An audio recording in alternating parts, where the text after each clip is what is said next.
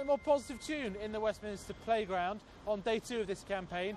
David Cameron saying that a Conservative government over 5 years would create 2 million new jobs in Britain. A rather punchy projection for any political party to make.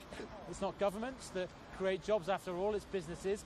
But for the Conservatives, it's, if you like, the sharp end of a whole bunch of policies that make up their long-term economic plan. But they're quite dreary, things like deficit reduction and spending cuts and austerity, and perhaps people want to hear something that's a bit more sunlight than the grey austerity we've had over the past 5 years.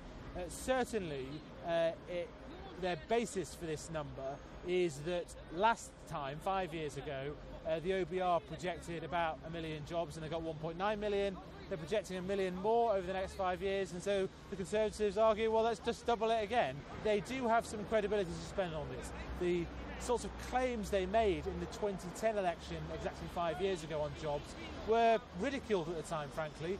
We were just coming out of recession, remember, but they've been more than achieved. So they're trying to, if you like, crystallise everything about the Conservative economic plan around an output of people in a job and millions more of people in a job.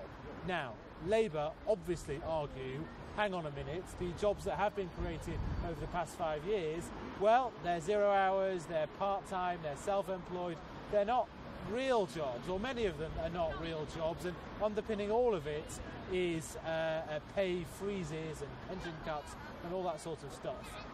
The big truth, though, about this is that both parties aren't really telling the whole story.